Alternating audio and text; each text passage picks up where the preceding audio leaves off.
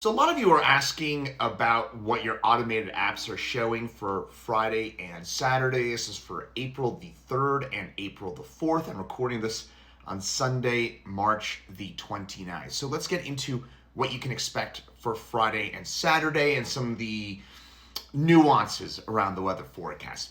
So first of all, your weather apps remember, they generally will take an average of what computer models will spit out. There's usually not some human being behind that, a human being determining what's right, what's wrong with those automated models. It's not necessarily to knock all weather apps. It's just to give you an idea about what goes into what you're seeing on your screen.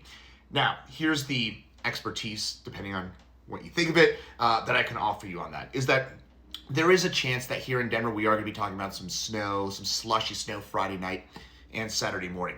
My current lean, though, is that this is going to be on the lower impact side because modeling continues to take the majority of the cold and the energy off to our north. And so this time of year, as we get into early April, we can still get big snows, right? I said it last week. Don't put away those snow shovels yet. I know it's been in the 80s. It's going to be in the 80s today on a Sunday.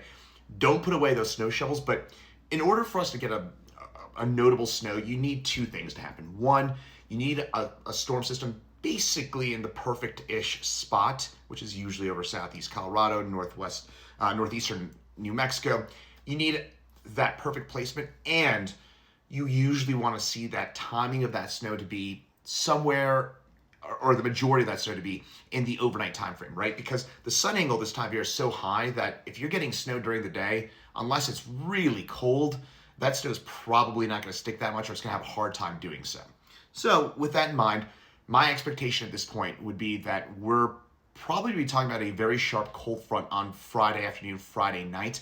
That could disrupt the Rockies home opener, by the way. Still early enough that I'm just going to be honest about it, that we still really don't have a great idea about the Rockies home opener forecast.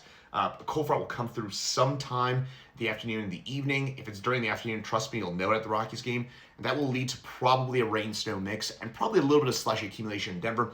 The thing I'm also watching for is, are we going to be talking about a significant foothills event? Now, if you're watching me from the foothills, from above 7,000 feet, so let's say you're watching me from Genesee, from Evergreen, Conifer, Bailey, you definitely want to keep a close eye on this storm because this has the potential to produce some of that heavy wet snow that could lead to some damage with the leaves starting to come out. That will add some weight to some of that snow. So point being here, folks, I would just be keeping an eye on that. But of course, I'll keep you posted as it gets closer.